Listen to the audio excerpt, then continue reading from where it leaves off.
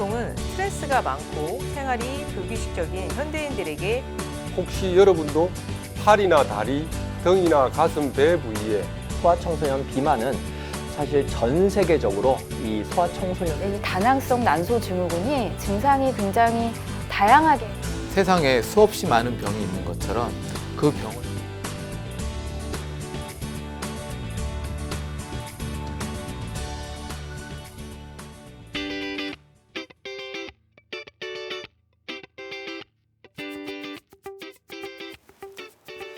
안녕하세요. 건강보감 한의사 안경모입니다. 오늘 강의는 만성 두드러기에 대해서 알아보는 시간인데요. 한국 사람 5명 중에 1명, 전 인구의 20%가 경험한다는, 일생에 한 번쯤은 경험한다는 피부 질환이 있는데요.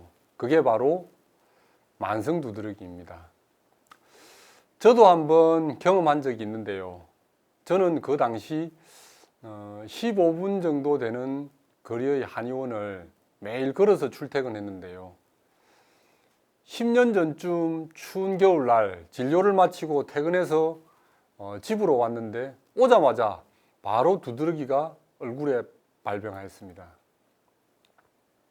찬바람을 쏘인 얼굴 여기저기에 눈두덩이와 이마, 볼에 괴물처럼 막 동전 모양으로, 지도 모양으로 빨갛게 부풀어 오르고 따끔따끔하면서 가렵다가 한 30분 정도 뒤에 사라진 걸로 기억이 나는데요. 이게 바로 제가 처음 경험한 한랭 두드러기였던 거죠. 저는 한랭 두드러기를 경험했습니다. 그 후로 아직까지 두드러기 증상은 없었는데요. 저도 일생에 딱 한 번 잠깐 이렇게 두드러기 증상을 경험했습니다. 오늘은 저도 경험한 적이 있는 이 두드러기에 대하여 두드러기란 대체 무엇이며 그 원인이 뭔지, 피부 어디에서 어떻게 발생하는지, 얼마나 불편한지, 그 발생 기전과 예방법, 관리법을 포함한 두드러기 전반에 대하여 말씀드리겠습니다. 그럼 오늘 강의 시작하겠습니다.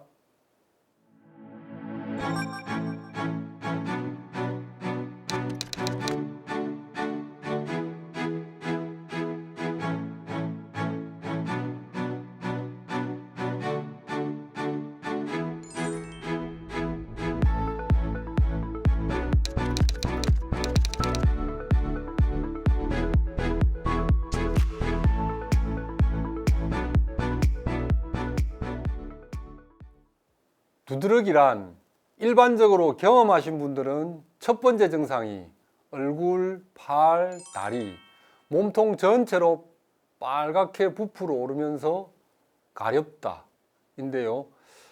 한두 시간 정도 잠깐 그러다가 그냥 사라지는 것이 대부분입니다. 그러나 이런 증상이 자주 발생하고 한 번 발생하면 오래 가고, 발생한 증상의 강도가 일상생활에 지장을 줄 정도로 많이 괴롭다면 피부과에 가는데요.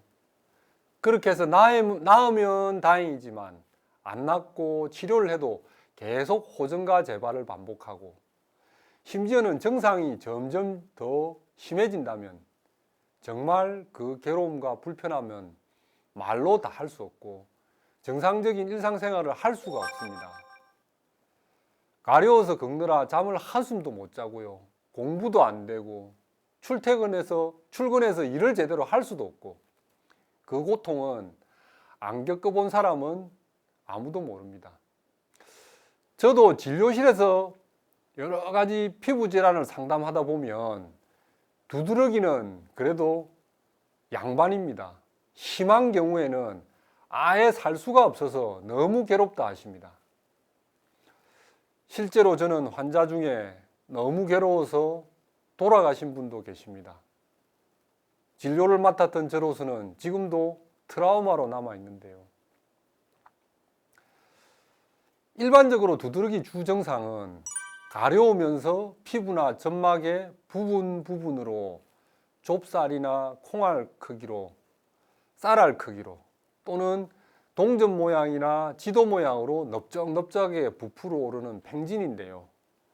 빨갛게 얼룩처럼 되는 반진이나 발적, 홍반이 되거나 만져보면 그 부위에 열감이 느껴지고 심하면 따갑고 통증도 있습니다.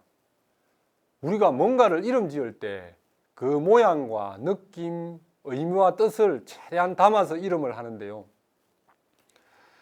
두드러기라는 말도 피부가 부풀어 오른 그 모양을 보고 그렇게 이름한 것 같아요. 두드러기라는 말은 피부 병증이 생겼는데 그 피부가 도드라지고 두드러지게 부풀어 오른 모양을 보고 이름한 것 같은데요. 그 성격이나 유발 원인과 발생 기전에 따라서 그 앞에 그 의미를 붙여서 콜린성 두드러기, 한랭 두드러기, 햇빛 알레르기, 접촉성 피부염, 피부 무기증 등 이런 식으로 이름합니다. 한자어로는 은진, 신마진이라고 이름하는데요. 이 말도 한자를 풀어보면 피부나 점막에 지모나 삼이라는 한약재 모양으로 반진, 구진, 수포진이 두드러지게 부풀어 오르면서 가려움과 따가움의 증상이 있다. 이런 의미로 옛날 사람들이 한자 이름을 한 것 같습니다. 두드러기에 대한 설명을 위해 피부 구조와 표피체에 관하여 좀 더 자세하게 말씀드리자면 피부는 500원짜리 동전보다 조금 더 큰 정도의 두께와 넓이에 평균 650개의 땀샘과 20개의 혈관과 6만 개의 멜라닌 세포와 1000개가 넘는 신경말단을 가지고 있는데요. 여기에서 피부의 염증 반응과 면역 반응으로 두드러기 증상이 나타납니다. 피부는 표피층, 진피층, 피하조직층의 세 층으로 이루어져 있는데요. 피부의 표면 밑에는 신경, 혈관, 분비선, 모낭, 표피 부속기들이 있으면서 각 층은 고유의 역할을 합니다. 표피는 외부 환경으로부터 인체를 보호하기 위해서 반투과성의 보호층으로 방수 기능과 박테리아, 바이러스 등 외부 감염인자가 몸에 침투하는 것을 막아주는데요. 표피층의 가시층에 있는 멜라닌 세포에 의해 햇빛으로부터 나오는 자외선을 걸러내어 DNA 손상을 막아주고 같은 층에 있는 랑게르한스 세포에 의해 외부 세균이나 바이러스로부터 신체 방어 기능도 하고요. 알레르기를 일으키는 기능도 여기서 합니다. 기저층에 있는 메르켈 세포에 의해 춥다, 덥다, 가렵다, 아프다를 느끼는 감각 기능을 합니다. 표피층은 0.04mm에서 1.6mm 정도의 두께로 피부의 바깥쪽에 있는 가장 얇은 층인데요. 위에서부터 피부 장벽인 각질층, 투명층, 과립층, 가시층, 기저층 이렇게 피부 표피층은 5층입니다. 각질층은 피부 표면을 감싸서 세균의 침입과 외부 자극으로부터 보호하고 수분 증발을 막아서 방수 보호막 기능을 하고요. 투명층은 표피를 두껍게 하는 층으로 손바닥, 발바닥에만 있는 층입니다. 과립층은 표피의 중간층으로 다이아몬드 모양으로 각질 초자체라는 과립이 있습니다. 가시층은 그 층에 있는 여러 각질 세포들 간의 가시로서 강한 접속 기능을 하는데요. 여기에는 멜라닌을 합성해서 자외선으로부터 피부 손상을 막아주는 멜라닌 세포와 면역학적으로 항원을 제시하는 랑게르한스 세포가 있습니다. 기저층은 표피 세포를 생산하는 공장으로서 세포 분열을 왕성하게 하여 많은 각질 세포를 만들어내는데요. 여기에는 피부 감각 기능을 수행하는 메르켈 세포가 있습니다. 피부 중간층에 있는 진피는 기저막을 통해서 표피와 단단히 연결되어 있는데요. 여기에는 감각을 감지하는 많은 수의 신경말단과 대식세포, 비만세포 등의 면역세포를 포함해서 혈관, 림프관, 모낭, 땀샘 피지선 등이 있습니다. 혈액순환을 통해서 표피에 수분과 산소와 영양을 공급하는데요. 피부를 재생하고 노폐물도 제거하고 체온을 조절하는 기능을 합니다. 피하 조직은 혈관, 림프관, 피부신경, 지방세포 등으로 구성되는데요. 혈관은 피부에 산소와 수분과 영양을 공급하고 체온 조절과 혈압 조절, 상처를 치유하는 등 많은 면역 기능에 관여하고요. 림프관은 정맥혈관과 평행하게 주행하면서 피부 면역 기능을 합니다. 피부신경은 4가지가 있는데요. 지각신경은 통증과 가려움, 온도 등의 감각 기능을 하고요. 자율신경의 교감신경은 피부와 혈관 운동과 털 운동, 땀 분비에 관여하고요. 3차 신경은 안면 피부의 감각을 담당하고요. 안면신경이 표정근의 운동을 담당합니다.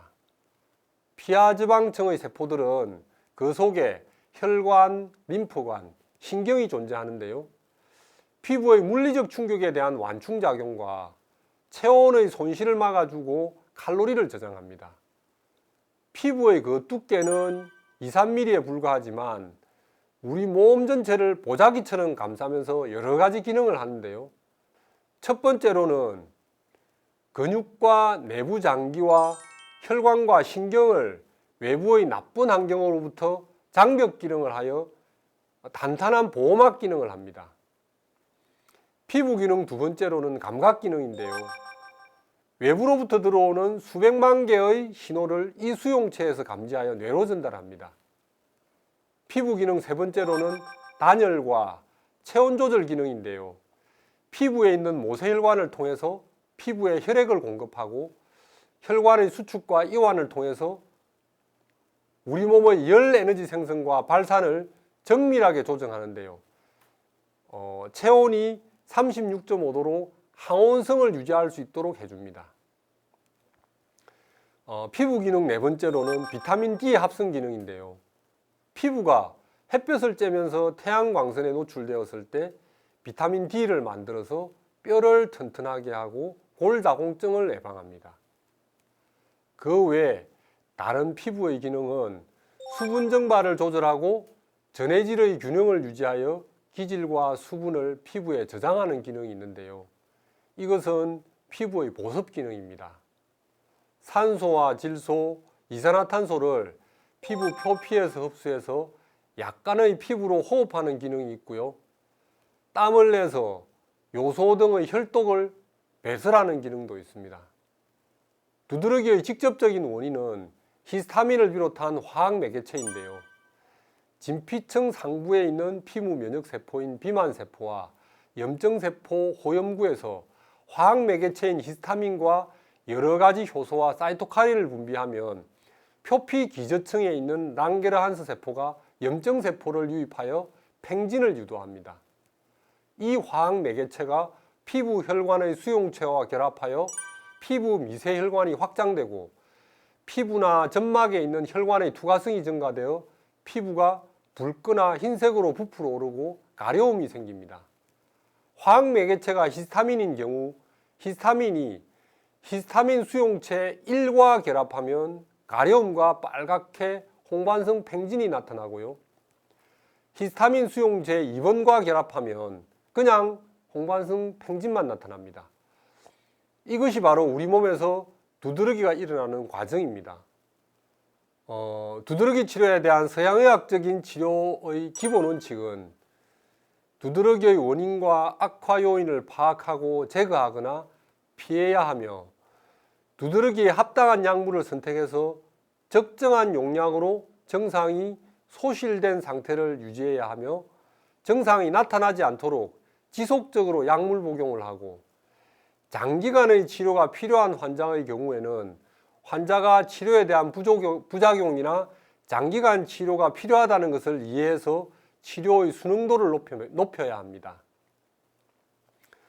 일반적으로 두드러기의 약물 치료의 초점은 비만세포에서 분비되는 히스타민이나 다양한 염증 유발 물질에 의한 피부 반응을 억제하는 데 있는데요. 비만세포에서 히스타민을 포함한 여러 가지 염증 물질의 분비를 억제하는 방법과 분비된 물질이 혈관을 비롯한 표적 장기에 작용하지 못하게 하는 방법이 있습니다. 표적 장기의 히스타민 수용체에 경쟁적으로 작용해서 히스타민의 작용을 억제하는 항히스타민 사용이 가장 일반적인 치료법입니다. 최근에는 항히스타민이 졸리고 갈증을 느끼고 하는 부작용이 있어서 그 부작용을 없앤 2세대 항히스타민제를 많이 처방하고 있는데요. 일반적으로 아침에는 2세대 항히스타민제를 투여하고 저녁에는 1세대 항히스타민제를 투여합니다. 만성 두드러기에 관한 현대 한의학적인 관점은 두드러기를 비롯한 각종 피부 질환이 생기는 근본적인 바탕이 우리 몸에 있는데요. 몸 중심의 관점에서 피부 병증의 병리 상태를 풀어보면 수많은 피부 질환을 근본적으로 치료할 수 있습니다. 우리가 먹는 음식물이 소화관을 통해서 충분히 소화, 분해, 흡수, 배설을 잘 하지 못하고 음식물을 완전히 발효하지 못하면 암모니아를 비롯한 부패 독소들이 생기는데요. 이런 각종 독성 물질이 만성화되면 소화기 점막에 염증과 손상을 일으킵니다. 이런 부패 독소와 점막의 손상과 염증성 물질을 식독이라고 하는데요. 두드러기를 일으키는 가장 많은 원인이며 현대 한의학에서 가장 중요하게 치료합니다. 이 식독이 지속적으로 장점막을 통해서 흡수되면 혈액이 혼탁해지고 흡수된 내용물을 간에서 완전히 처리하지 못해서 혈액의 혼탁이 증가합니다. 이런 혼탁해진 혈액을 혈독이라고 하는데요. 여기에는 사이토카인을 비롯한 다양한 종류의 염증성 물질들이 녹아 있습니다. 이 잠재성 염증성 물질인 혈독이 피부에 이르게 되면 여러 형태의 피부 병증을 일으키는데요. 현대 한의학에서는 이렇게 발생한 피부 염증을 열독이라고 합니다. 혈액 속에 혈독이 증가하고 인체의 면역력이 떨어지면 혈액에도 염증이 생기고 피부 모세혈관에도 염증이 생기는데요.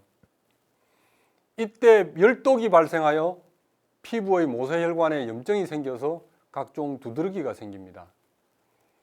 현대 한의학에서는 우리 몸이 세균과 바이러스 등의 다양한 종류의 병독소에 대하여 대응하고 조절하고 처리하여 인체의 항상성을 유지하는 능력을 면역력이라고 하는데요.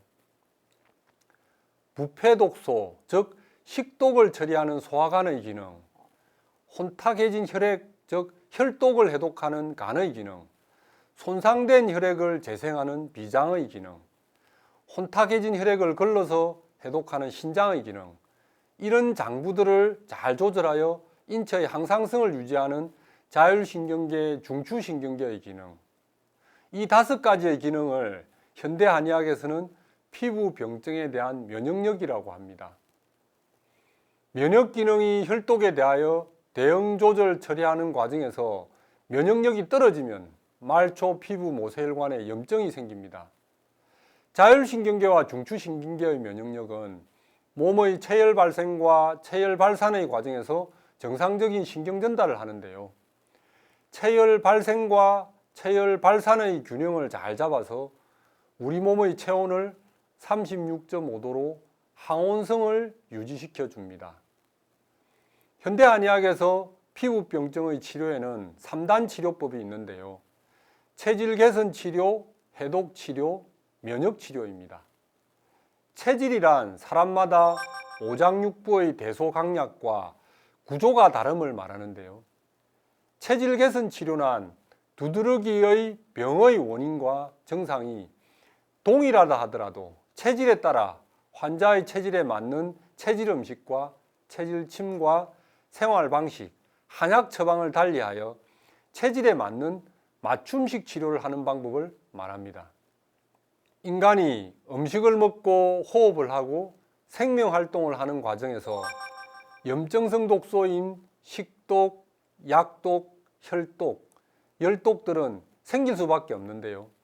해독 치료란 이런 병독소들을 장기들의 해독 기능을 강화하는 치료를 말합니다.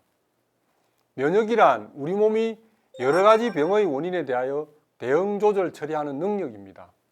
인체의 면역력이 떨어지면 대사 과정에서 생긴 독소들의 처리 능력이 떨어지고 해독 기관인 간, 신장, 비장, 림프 등의 기능이 떨어져서 모세혈관이 염증을 일으키는데요.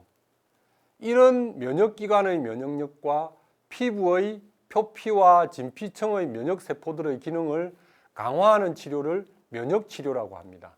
두드러기를 치료할 때 그 병증인 가려움과 팽진, 따가움 등의 증상 완화만 하는 치료법으로는 근본적으로 치료하는 데는 한계가 있는데요.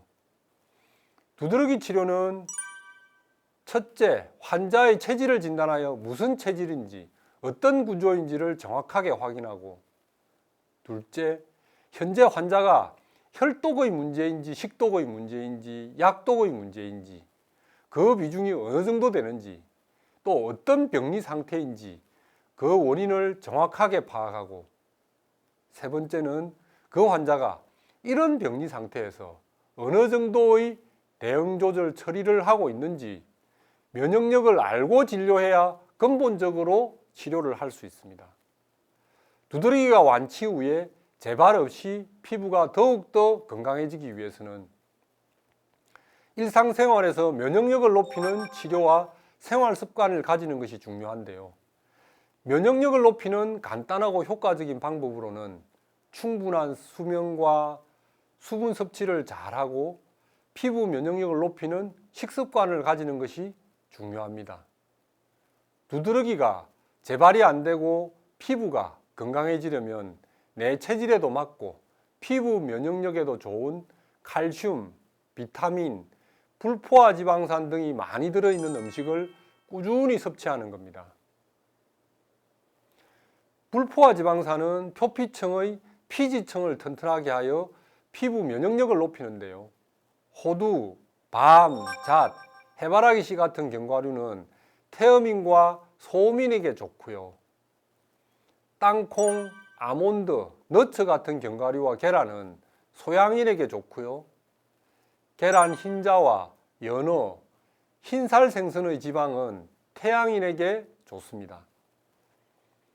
특히 소양인에게 있어서 계란은 머리카락과 손톱도 건강하게 해줍니다. 마지막으로 한 가지만 더 말씀드리자면, 몸이 튼튼해지고 피부가 건강해지려면 내 체질에 맞는 체질 음식을 꾸준히 먹는 식습관을 가지는 것이 중요한데요. 10가지 좋은 음식을 먹는 것보다 한 가지 해로운 음식을 먹지 않는 것이 더 중요합니다.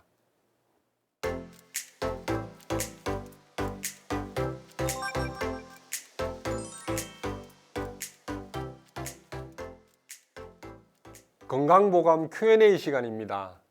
오늘 피부 두드러기에 관한 많은 질문을 올려주셨는데요. 만성 두드러기에 관한 질문이 있어서 답변을 드리겠습니다.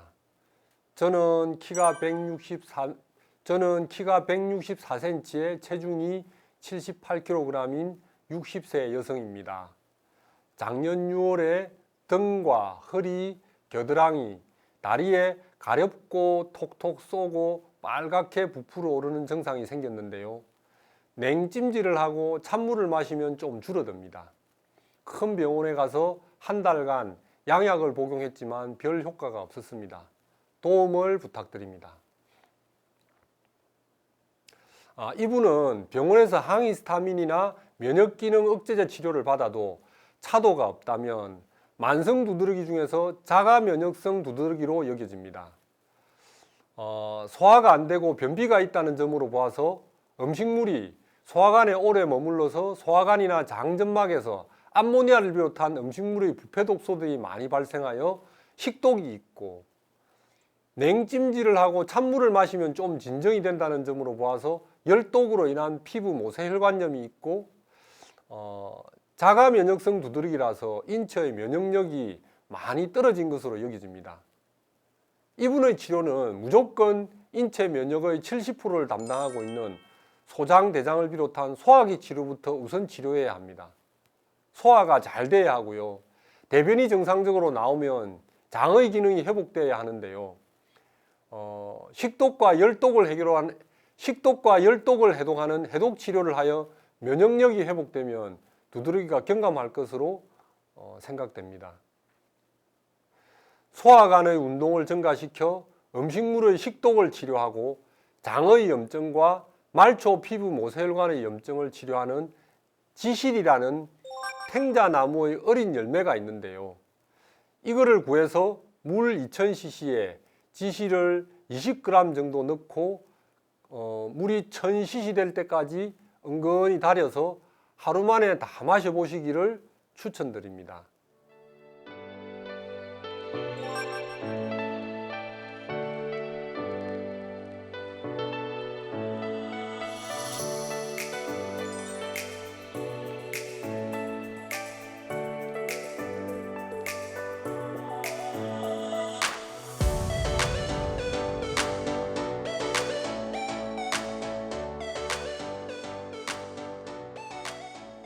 건강보감 이제 마칠 시간입니다.